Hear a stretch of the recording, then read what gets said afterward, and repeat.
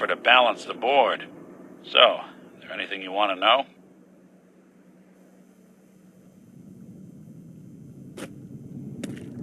What's with the outfit? After I started the agency, it just seemed like the sort of thing a detective ought to wear. I got some old memories, pre-war. Faded to all heck of guys dressed like this, doing what I do. Putting on the hat and trench coat, I figured it'd let folks know I was serious about the whole thing. Clothes make the man and all that. Guess I felt they made me the man I wanted to be. What do you remember about the Institute? It's all pretty hazy from back then, but now and then I get glimpses. Life inside the Institute, they keep you isolated. A single test chamber was my whole world for years, and someone was always watching. Then one day you wake up on the other side, and that's it. They've cut you loose. Welcome to the brave new world, with such people in it. So, who are you, Nick? That's a question I've been trying to figure out myself for a long damn time. I know I'm a synth, authentic Institute handiwork, but I'm still mechanical, not bioengineered like the fancy synths giving everyone the willies these days. I get tune-ups now instead of checkups. But my memories, my personality, they're all lifted from some cop who volunteered for an experiment back before the war. They scanned his brain and copied it onto the hardware that runs between my ears. Don't know why they chose to make a robot based on some pre-war cop instead of a math genius or a bioengineer. Hey, maybe that's why the Institute tossed me in the garbage instead of turning me into one of their people snatchers. Wait, the original Nick was from my time? Sure was. Which meant when I finally ended up out here, it was quite the rude awakening. I remember waking up one day in a garbage heap, a body in tatters and a head full of memories belonging to a man who'd been dead for 200 years. Suffice to say, it was a confusing couple of weeks. Folks didn't really know much about synths back then, so when I finally ran into people, they mostly treated me with caution rather than hostility. But the kids, they weren't afraid. I think his name was Jim. The first person to actually speak to me after I got the boot from the Institute. My first human contact in this world.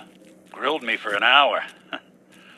Once they'd seen I wasn't going to hurt anyone, the other folks in the neighborhood came out to ogle the mechanical man. It eventually turned into a pretty swell soiree.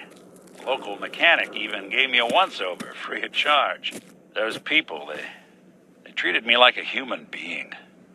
I've been trying to return the favor ever since. It's a surprisingly rare trait out here sometimes, and something I've noticed you got a fondness for. Part of the reason I've stuck around this long. Where's that town? We should go visit. I tried to go back and say thanks once I'd gotten myself established, but the place was wiped off the map. Raiders. Don't know what happened to the people.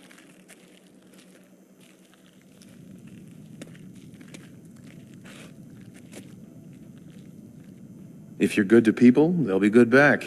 That's something I've always believed. Couldn't agree more. Well, I expect you're about as bored as can be listening to me rattle my skeletons. We should probably head out.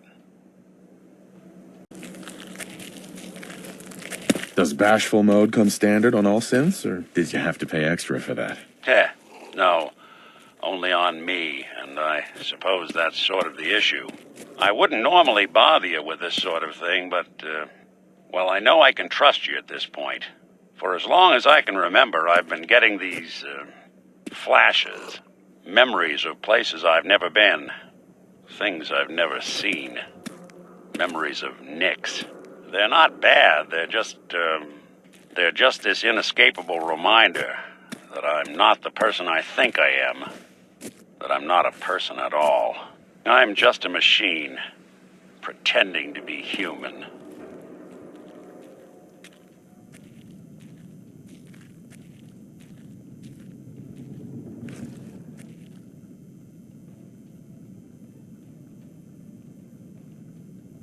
You think, you feel. You're more than pretending, Nick.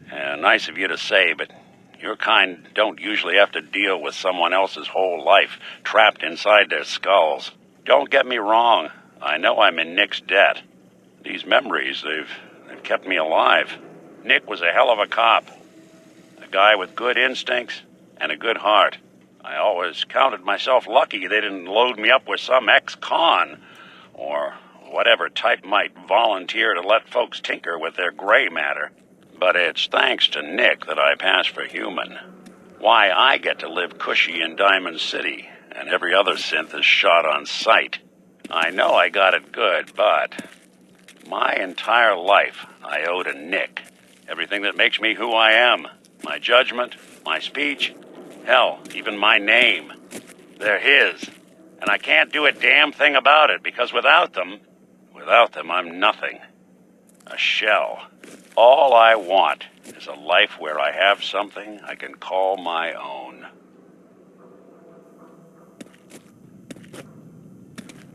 Is there any way we could separate you and Nick? Don't think I haven't tried. Lost near a month of my life last time I mustered up the courage to let someone play brain surgeon on me. No. This is how it's gonna be. Living with another man's name, another man's life.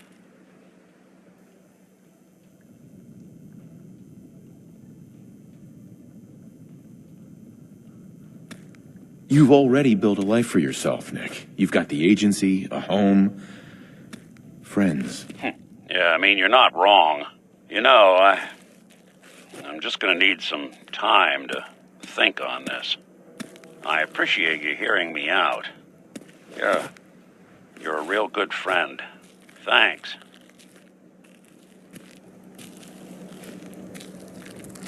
You know, there is this chunk of Nick Valentine history I've been hoping to put a bow on for a while now. I could use a hand if you're willing to take a crack at it. What kind of history are we talking here? Well, this one's straight out of the archives. Once upon a time, in the land of Boston, there lived a king of organized crime, Eddie Winter. He was a bad man who did a lot of bad things, hurt a lot of innocent people. But he knew the end was coming, so he sealed himself inside a personal shelter, located underneath a sub shop he used as a headquarters.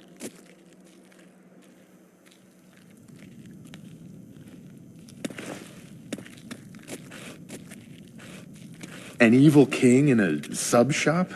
Does a meatball monster show up at some point? Yeah, from what I've heard, the pastrami golem is the one you really have to watch out for. Anyway, if you're done being a wise ass, the story gets even more twisted. The arrogant bastard wanted to cheat death, live forever, so he could come out of that shelter someday into this brave new world. Sound familiar?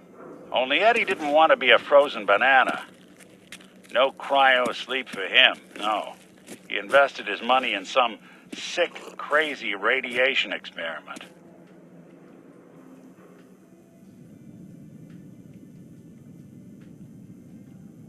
You don't mean to tell me he used that radiation to... That's right. Eddie Winter went and turned himself into a ghoul, 200 years before it was fashionable. Hell, he was probably the first one. And I'm convinced that he's still locked inside that shelter, safe and sound, ready to come out and begin his evil reign all over again. I'm gonna find him and kill him, so that never happens. You in?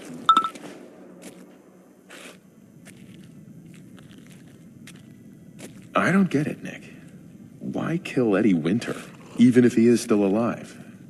This sounds like some kind of vendetta. I've got memories of a girl. My girl. They're not really my memories, I know that. They're Nick's. But the girl, she was real. She was beautiful and innocent, and Winter killed her. Now he's got to pay the price. So, knowing that, are you in?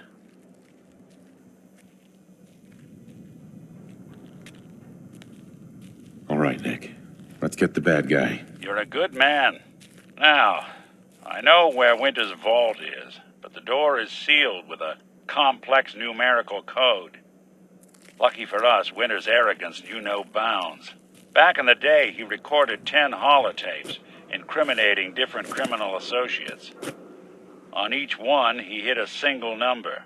We find all of those holotapes, we get all the numbers. We get all the numbers, we get the code. And then we get Winter. I've been putting together a file on this one for a while now. There's a pair of holotapes in here worth listening to, including one of Winter's. Managed to snatch from the Cambridge police evidence lockup before getting swarmed by ferals.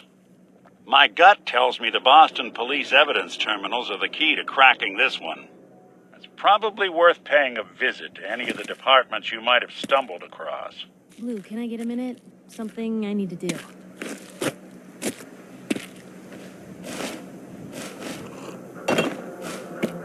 Hey.